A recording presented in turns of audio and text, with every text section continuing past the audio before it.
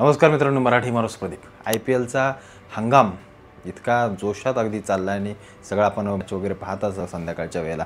IPL ही एक अशी गोष्ट आहे आपल्या भारतामध्ये खास करून, जसं बाहेरच्या देशांमध्ये फुटबॉलच्या मोठ्या लीग होतात, तुम्ही पाहिले असतील मेसी, रोनाल्डो वगैरे म्हणजे दिग्गज सगळी लोकांनी तिकडं फुटबॉल म्हणजे खूप मोठी गोष्ट जी फिफा आपण पाहतो, तसंच IPL ही एक महत्त्वाची अशी एक क्रिकेटची स्पर्धा आपल्या देशामध्ये भरवली जाते आणि ती एवढी लोकप्रिय आहे की संपूर्ण जगभरामध्ये तिला पाहिलं जातं।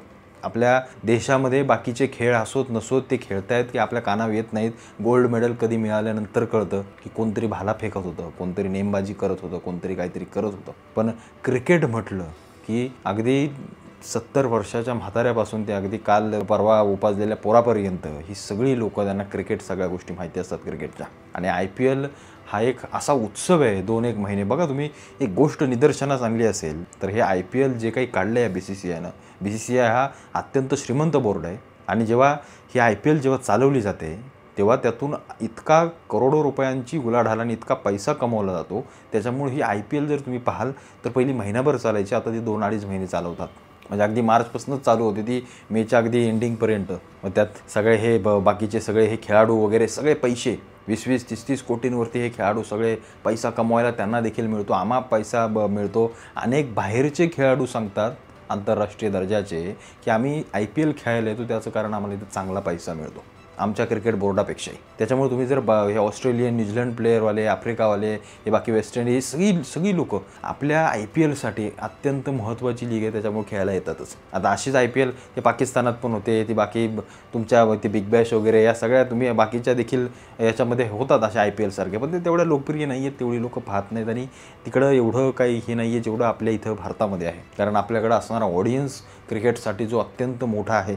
त्यानंतर आपले जे काही सेलिब्रिटी लोक आहेत ते देखील याच्यामध्ये उतरतात IPLमध्ये, व ते ऑक्शन कपलं त्या टीमा वगैरे घेणं या सगळ्या गोष्टी असो, त्याच्यामुळे याला ग्लॅमरस रूप दिलेलं आहे। पण ह्या सगळ्या गोष्टी एक सामान्य म्हणून आपल्या फायद्याच्या किती, आपल्या फायद्याच्या काय, हा जेव्हा प्रश्न माझ्यासमोर आला तेव्हा कालची ही मला व्हिडिओ सापडली आणि म्हटलं थोडंसं बोललं पाहिजे तुमच्यासोबत। काल मॅचच्या दरम्यान, दिल्ली आणि मुंबईच्या मॅचच्या दरम्यान काही तिथले जे समर्थक होते रोहित शर्मा जे असतील किंवा या दोन्ही संघांचे, त्याच्यामध्ये तिथला कोणी सांगत होते की ते त्या रोहित शर्माला काहीतरी बोलत होते, त्याच्यातून त्यांची बाचाबाची झाली आणि मारामाऱ्या झाल्या अगदी।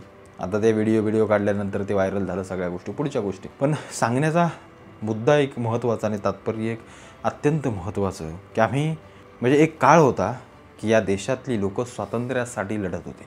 आज एक काळ असा आला आहे की आम्ही कुणाचा संघ, आम्ही कोणाचे समर्थक आणि कशाचं काय, ज्यातून आपल्याला फायदा शून्य, त्यातली साधी करमणूक आपल्याला नीट मिळत नाही आहे, त्यासाठी आपण एकमेकांची डोकी फोडतोय, अगदी भांडणं करतोय। ही बाब साधी नाही आहे, छोटी नाही आहे।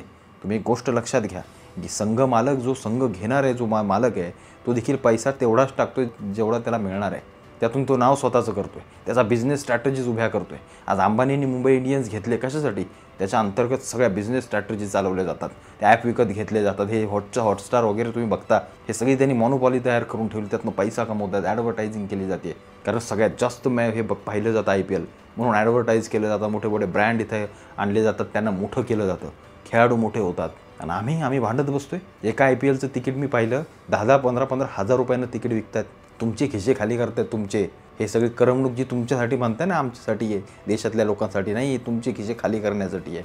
तुम्ही ड्रीम 11वर 49मध्ये करोडपती होण्याचे स्वप्न बघताय, त्यातही बाकी सगळा 30-35% जर कोणाला चुकून लागत असेल तर तोही टॅक्स कट करून घेतला जातो। तुमचे सामान्यांचे खिसे खाली करण्याचं जर कुठलं उत्तम हे असेल तर ते हे IPL आणि हे सगळ्या गोष्टी चालवल्यात। देशाची गोष्ट जेव्हा येते ती गोष्ट सोडून द्या, वेगळी आहे, पण हे IPL वगैरे काय, एकमेकांची डोकी फोडताय। काय तो रोहित शर्मा काय तुम्हाला घरी येऊन खायला घालतो का? तो तुम्हाला तोंडात चेहऱ्यानं ओळखत पण नसेल तो। त्या धोनीचं काय समर्थक आणि काय मी ते बघतो, काय फालतूगिरी झाली चालली। खेळाच्या जागी पाहावा, उत्तम असतो। 2 संघ आहेत, कोणतरी खेळतायत, तो धोनी असो काय आणि रोहित शर्मा असो काय, आज आहेत उद्या निघून जातील। प्रश्न ते कसे खेळतात ह्याचा आहे, त्यांच्यासाठी डोकी फोडावी हे एवढं कुणी सांगितलंय? साला कधी स्वतःच्या बापासाठी आपण कधी भांडलाय का? कधी जाऊन स्वतःच्या घरातल्यांसाठी कधी जाऊन कुठे भांडलाय का? स्वतःसाठी किंवा स्वतःच्या कुठल्या हक्कासाठी कधी भांडलाय का? कुठल्या समाजाच्या हितासाठी, हक्कासाठी कधी भांडलाय का? कुठे आम्ही चाललोय, आम्ही काय करतोय आम्हाला समजत नाही आहे। हे जे काही दाखवलं जातं, जे काही चालवलं जातो, हा जो ग्लॅमर आणि हे ग्लॅमरच जे सगळं दाखवलं जातं ना, हे पैसा कमवण्यासाठी आहे बाबांनो। त्यांना काही तुमच्याशी घेणं देणं नाही आहे. त्यांना स्टेडियम भरलं, विषय संपला त्यांचा. 10,000 रुपयाने काढा, 75-70 हजाराची कॅपॅसिटी असते का स्टेडियमची. किती रुपये झाला, किती पैशाची उलाढाल झाली. 2-2.5 महिने या चालतात सगळ्या गोष्टी. फायनलचे तर लाखात तिकीटं घेतात, लाखात. आणि आम्ही डोकं फिरतो एकमेकांची. रोहित शर्माला हा बोलला आणि त्याला तो बोला, त्यांना काही घेणं देणं नाही आहे. तुम्ही त्याच्यासाठी भांडलात म्हणून तो म्हणणार नाही अरे वा शाबास माझ्यासाठी भांडत बसलास. ते या गोष्टींना क्षुल्लक समजतात. त्यांना काही घेणं देणं नाही आहे. ते देशासाठी खेळतात, ते खेळायला महत्त्व देतात, म्हणून ते तिथे आहेत. असे तर क्रिकेट खेळणारे करोडो लोक आहेत या देशामध्ये, उत्तम खेळणारे. पण 11च का निवडले? कारण त्यांनी तेवढं डेडिकेशन, त्यांची मेहनत, त्यांची प्रत्येक गोष्ट त्यांनी त्या याच्यावर जाऊन केली, म्हणून ते तसे आहेत. ते तुमच्यासारखे नाही वेळ वाया घालवत बसले. कोणासाठी भांडत बसू? रोहित शर्मा नाही म्हणला मी सचिनसाठी भांडत बसू का? त्यांना तसं स्वतःमध्ये घडवून आणलं की मला सचिनसारखं व्हायचं आहे, मला जो या खेळाडूसारखं व्हायचं आहे. मी कधीतरी माझा देशाचं प्रतिनिधित्व करेन. आणि आम्ही विचार काय करतो आहे? आम्ही भांडत बसतो आहे, आम्ही एकमेकांची डोकी फोडतो आहे. तासन तास त्या टीव्यांसमोरून उठणार ही पोरं, त्या गावाबिवाकडे बॅनर लावत आहेत, आम्ही ह्याचे समर्थक, आम्ही त्याचे समर्थक. चालणार तुम्हाला काय कामधंदा आहे की नाही? आणि नंतर म्हणायचं बेरोजगारी, महाराष्ट्रातनं कंपन्या बाहेर चालल्यात. अरे तू गेलास का कंपनीच्या दारात? अरे बेरोजगार तेच आहेत अर्धे, ज्यांचं त्यांना काही शिक्षणच नाही आहे ज्यांचं. बेरोजगारी या देशाची वाढत नाही आहे, बेरोजगारी आमच्या मेंदूची वाढायला लागले. आमचा बेरोजगार होत चालला आहे, म्हणून आम्हाला हे सगळं सुचत चाललं आहे. ज्याला करायचं आहे ना तो बरोबर करतो. या महाराष्ट्रात हजार किलोमीटरवरनं हे भैये बिये सगळे आलेत, इथं येऊन पोटा पाण्यासाठी करतायतच ना.